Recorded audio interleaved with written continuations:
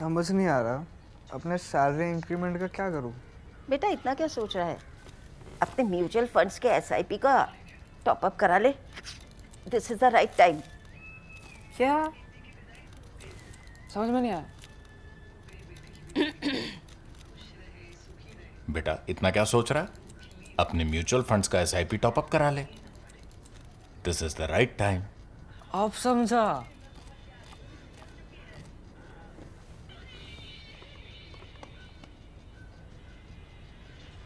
Mutual fund investments are subject to market risks. Read all scheme related documents carefully. The Prime Minister has spoken out today on Independence Day for the 12th consecutive year, which is a record from the ramparts of the Red Fort. Now, the Prime Minister always speaks out at length on Independence Day. This was his longest speech so far, 103 minutes. I will just give you a quick rundown in 1 minute over the length on various years, and you can see since 20s generally the length has been increasing. 20 was 84 minutes, 21 was 88 minutes, 22 was 82 minutes, a little bit less, 23 90 minutes, 24 98 minutes, and 25 now 104 minutes. So speeches are becoming longer and longer by the year. In fact, his first speech in 2014 was only 65 minutes. His second was 85 minutes. So it's a long speech looking at many aspects. I would also say that this is by far his most political speech. Now, this is a democracy. Every system in the world, even the most undemocratic dictatorships, also have underlying politics working there. Everything works on politics. In a democracy, however, politics drives everything. And when it comes to ideology or ideological politics, that becomes even more important. So this speech of the Prime Minister's is the most significant yet. His 12th speech, it is the most political also in terms of ideology. It is the first time ever. I've tried checking. I've also spoken to some people who might know better. I've also spoken with some people connected with the RSS. But it does seem to me that it's the first time that an Indian Prime Minister has mentioned the RSS from the ramparts of the Red Fort, and definitely it's the first time an Indian Prime Minister has done so in an adulatory manner. So the Prime Minister today, he noted many big anniversaries. I will give you a listing because everything is political. However, the most important element of this speech comes at timestamp 121. That is after 1 hour 21 minutes or 81 minutes. So if you want, you can go there. We will also separately publish. You will find a link to the entire speech on our YouTube page. We'll also specially publish the portion where it talks about the RSS. So at 81 minutes, thereabouts, maybe a few seconds here and there, but 81 minutes, he talks about the centenary of what he calls a great organization. And he said that's an organization that was founded 100 years ago. It's a matter of great pride what that organization has done. And he says it has done the whole nation proud. And Swarnim is golden. And what it has done will be written in golden letters, or it's like a golden chapter in India's history. Swarnim. Golden, that's the expression is used. Then he goes on to say what the RSS's principles are. And he says this is selfless. This is the world's largest NGO. That's his description for the RSS. Then he lays out RSS's attributes. Seva, that is service. Samarpan, that is complete dedication. Then Sangathan, that is organization. And Apratim Anushasan, which means an unflinching discipline. Those are the principles, he says of the RSS, which results in Rashtra Nirman, nation building. Then he says, he in fact underlines the fact that I am acknowledging this from the ramparts of the Red Fort. मैं लाल किले के प्राचीर से उन सब महापुरुषों को, all those great men, great people who founded, built the RSS, worked for the RSS, I pay tribute to all of them from the ramparts of the Red Fort. That is a very significant term. Why is it so significant? Because over the years, an impression had grown that the Prime Minister was now so popular that his popularity, his phenomenon was sui generis. While he may have come to the RSS He remained loyal and committed to the RSS and his ideology that the BJP mostly was rooted in the RSS.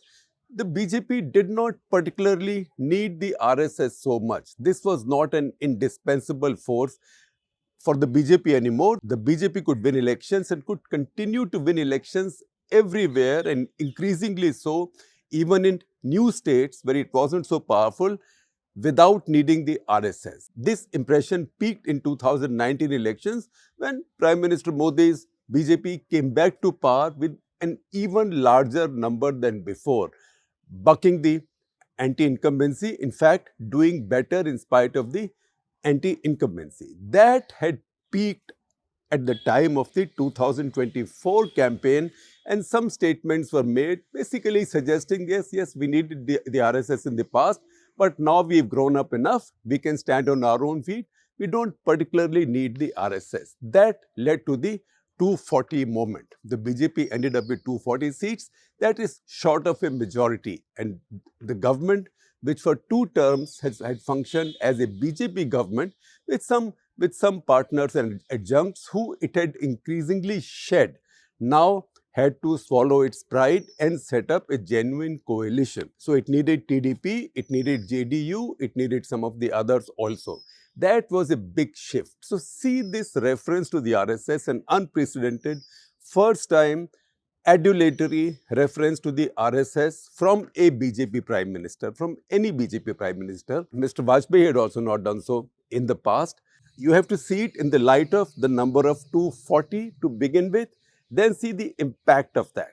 This year, last year, for the first time, every year, the chief of the RSS, Sarsang Chalak, Mohan Bhagwat in this case, he delivers his equivalent of the State of the Union address, which is the Vijay Dashmi or Dashera address at Nagpur at the RSS headquarters. This year, the Prime Minister tweeted that address. He hasn't been doing that for many years.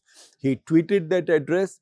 Then the Prime Minister visited Nagpur for the first time, the RSS institutions, for the first time since he had become the Prime Minister. He's a lifelong RSS, not just a worker, but a pracharak, somebody who decided to give up on his family life, everything else, and just be an RSS pracharak until he joined the BJP. He visited the RSS for the first time in Nagpur since becoming Prime Minister now. That's all post 240. And then we know that Mohan Bhagwat, the RSS chief, Sarsang Chalak, visited the Prime Minister's house after the Pahalgam massacre in the run-up to Op Sindoor. In fact, it was hours before something else also, which is of great socio-economic significance, was announced. That caste count will be made a part of the next census operations. This is how the circle of political time has moved, and that marks a very significant shift in national politics. That we can say is probably the most important takeaway from this speech. There is much else also which is on the economy, on strategic issue, on demographic issues, cultural issues. All of these, however, economy, strategy, culture, demographics, all of this is rooted in politics, and all of this politics is rooted in the RSS ideological formulation of what the approach to each one of these should be. That also I will explain to you as we go ahead. Now, before I go there, I will tell you about some other anniversaries that the Prime Minister took notice of this time. So first of all, the most important 100 years of the RSS. He acknowledged that and paid a tribute to them. Second, he mentioned this is the 125th anniversary of Shyama Prasad Mukherjee, birth anniversary of Shyama Prasad Mukherjee. Shyama Prasad Mukherjee was the preeminent leader of the Sangh Parivar. He was from Hindu Mahasabha, not technically from the RSS. He was a member of Nehru's first cabinet, and he acknowledged him just in the very beginning. He began his speech by paying a very rich tribute to the Constitution. And he said 75 years ago, we were gifted this Constitution which has kept us going, etc., etc. And he acknowledges many people for having played a role in the forming of the Constitution.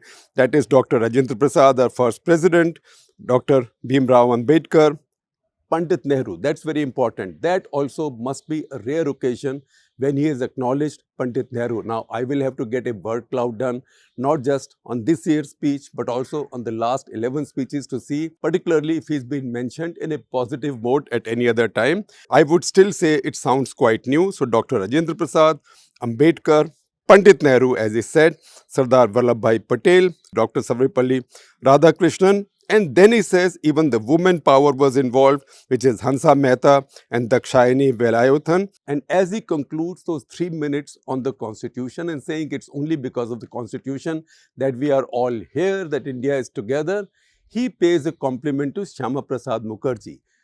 He says this is Shyama Prasad Mukherjee's 125th anniversary, and the reason he is mentioning him just after talking about the constitution is that he says Shyama Prasad Mukherjee remains the first Indian patriot, the first Indian to have sacrificed his life for the constitution. Why? Because he opposed Article 370. He was on his way to Kashmir. I'm adding that, and he died on the way. So in the RSS BJP system, it's widely believed that there was a conspiracy to how he died and why he died. And Prime Minister now posits his death as the first sacrifice of a life for protecting the constitution. And he says Article 370, these are not his words, I'm interpreting it. He says Article 370 is what he complained about because that violated the constitution. We have now taken care of that. And then he goes on. So first 100 years of RSS, then 125 years of Shyama Prasad Mukherjee. Then he talks about 200 years. He says it's soon going to be 200th anniversary of Jyotiba Phule. So in this case, he's addressing the Dalit constituency. And then he goes on to say that it is also the 150th anniversary of Bhagwan Birsa Munda. Birsa Munda was a great tribal freedom fighter, is a great hero for the tribes of the East Central India, and that's where he uses that to launch himself into the Naxal issue. And he says these regions of India where India's tribals lived, that is where Naxals operated in 125 districts. Today, they've mostly been demolished, they've mostly been decimated. 125 districts used to be described as left-wing extremism hit or Maoism hit or Naxalite hit. Today, that number is down to 20. Bastar was known for bombs and guns and killings. Now, Bastar is holding its own Olympics. That, by the way, is quite a genuine and justified claim. The situation in tribal India, East Central tribal India, has changed dramatically, and armed Maoism is greatly not just on the decline, but it's on the run. It's getting marginalized, and the target of ending it effectively, maybe it will be endemic in some places here and there, but to end it effectively, that is for the state to take control of the entire region. The target might actually be achieved by 26 January next year, which is the target, maybe even a couple of months earlier. So that is a big plus for the government. However, let me list a few things for you. First of all, his big emphasis on Atmanirbharta and Swadeshi. And then he says economy is also very important in geopolitics. So he's not talking about Trump. He's not talking about tariffs. He's saying economy is very important in geopolitics. We should not be dependent on anybody. And he said there should be Atmanirbharta or self-reliance in every area. You should be vocal for local, buy local things as much as possible. He says people say on their shops, Shuddh Desi Ghee, that we sell pure Desi Ghee. Similarly, I hope people will take pride in saying, I only sell Make in India goods. He then takes it forward. He takes it forward to say semiconductors were not made in India. 50, 60 years back, there was a plan on files and it remained on files and it died on files. He uses the expression Bhroon Hatya. Bhroon Hatya is Sanskrit or deep Hindi for feticide, right? So he said this idea that India should make semiconductors was subjected to feticide. The fact, however, is, as Jairam Ramesh pointed out in his tweet, that one semiconductor plant was set up in Punjab. That plant did not do very well. It was a public sector plant. It did not do very well. It also had a very bad fire at some point. I have also spoken about it in Cut the Clutter at some point. I will share that link with you at some point of time, or maybe do a fresh one in the course of time. That plant has also been revived. He said 6 new semiconductor plants have now been set up because every country needs semiconductors, and by the end of this year, first made in India semiconductors will be in the market. Semiconductors, however, are complex. There are many categories and degrees and levels of those. It might still take time for India to get to the top levels, the kind of stuff that the Taiwanese do or that NVIDIA is doing. But this is a very good beginning. This is also backed strongly by the PLI scheme. He takes it forward also to fertilizers. India imports $10 billion worth of fertilizers. And he says India has to make its fertilizers, to which I will add that for India to make its own fertilizers and become self-reliant, which should have been the case 25 years ago, India and China were similarly placed in their fertilizer production. It's just that India followed the same policy, unreformed policy of fertilizer subsidies, which are directly paid to the producer. So, producer has no incentive to produce. The producer just imports from outside, packages it, sells it at a government determined price, and keeps the subsidies paid to the producer. So, there is no incentive to produce anything. The Chinese went the other way. So, from starting at the same level 20 years ago, we have now become dependent on China for fertilizer. So, for fertilizer self-reliance to come in, India will need reform. I'm glad also that the Prime Minister says कि fertilizer का अनाप शनाप, his words, अनाप शनाप, which means haphazard use, haphazard, unjustified, unwise use of fertilizers, which is also damaging our soil. I will also add, I am adding this now, that one reason this anap shanap usage takes place is because farmers get fertilizers so cheap. They don't even see it as such a significant input cost. In the process, everybody suffers. Everybody suffers. India suffers because you're import dependent, and now the Chinese have been giving us trouble over fertilizer exports. The government suffers and the taxpayer suffers because all this money is paid out as direct subsidies which go to the producer. Producer is also made lazy, which means the Indian entrepreneur is made lazy through these subsidies that go to them. And the farmer, the farmer becomes dependent on this fertilizer which comes at season time, and very often there is shortage at season time. So you see these lines and sometimes even rioting at fertilizer shops. As we speak right now, there is some of that being played out already, because this is the time for kharif crop to be planted, for paddy crop to be planted, and DAP has lately been in short supply, and in black market is selling at twice the price. So good idea that India should become self-sufficient in fertilizers. Good idea from the Prime Minister that the overuse or the indiscriminate use of fertilizers should be prevented or should be minimized. For that to happen, however, fertilizer economics will need a big reform. Then he's announced new things, a national deep water exploration mission, because that's where India expects to find more hydrocarbons. He acknowledges that India's import dependence for energy is not a good thing. He talks about critical minerals, which are rare metals, and tells us that the National Critical Minerals Mission is already exploring in 1,200 places. However, we have to understand that this is a long-term thing. From exploration to production in critical minerals can take decades, at least a decade. So even what Trump might start, say, in Pakistan, will not come to fruition either in Trump's time or maybe not even Trump's successor's time. Similarly, in India, what we start now will take time. Although India has some proven critical mineral resources, mining in many of those areas had become difficult because of Maoism and activism. Some of that will open up now. That said, over the past several quarters, overall mining output in India is either rising very slowly.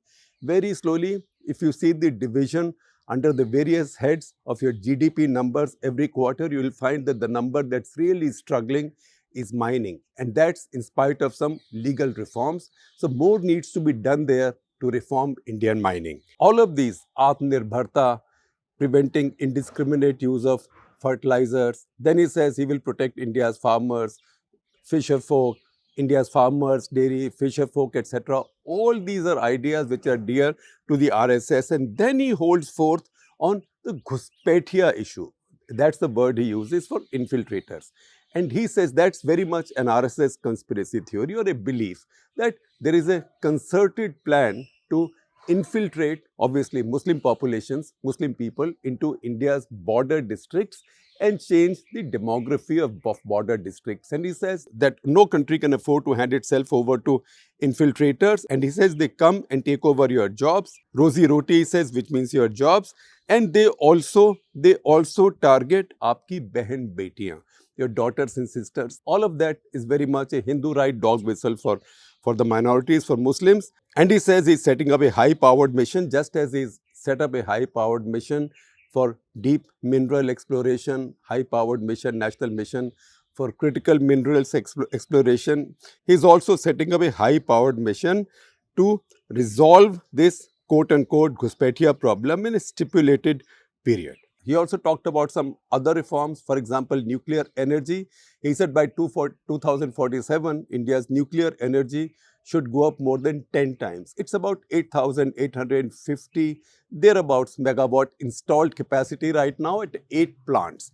He says it will go up 10 times. For that to happen, the nuclear liability bill, which is mentioned also nuclear liability reform in the last Modi-Trump joint statement, which is also something that Government of India has now said is its policy. In fact, I was disappointed that that bill did not come in the monsoon session. But you can imagine that unless he gets into another political crisis or another big political challenge, that bill will come in, that act will come in, and there will be new nuclear plants, particularly small nuclear plants. Finally, he says that by this Diwali, you will get a big gift, and that big gift will be next generation GST reform. And he indicates quite clearly there will be reduction of GST in many areas. Now, you might say it's just a coincidence, but the fact is that Diwali season this year will come exactly on the eve of the Bihar elections. In any case, choose your spin. Just be prepared. Just take it for granted that there will be GST reform before Diwali or leading up to Diwali, which will involve many tax reductions or overall tax reductions, particularly for products that the middle class, the lower middle class and the poor people consume. I would have thought that most of the speech will be about Op Sindoor. Most of it wasn't, but a significant section still was. And he did mention particularly, first of all, he said that our homemade Make in India systems did very well. And Pakistanis didn't know what hit them. And he said Pakistanis have been hit so badly that even now, every other day, they discover some new damage that took place. And they are discovering those all the time. Having said that rhetorically, he also says that Indus Waters Treaty was unjust and unfair. And India does not accept it. That khoon or pani, that blood and water cannot flow together. Also, you cannot deny Indian farmers their dues. He says this very carefully. He says what water belongs to us should remain with us. That should not be going to Pakistan. So once again, it's a clear enunciation of this government's view on Indus Waters Treaty that at the very least, the treaty will have to be renegotiated. Before renegotiation, he did not say so in today's speech, but the government has laid out that before any renegotiation, Pakistan has to firmly and convincingly give up the use of terror as an instrument of policy against India.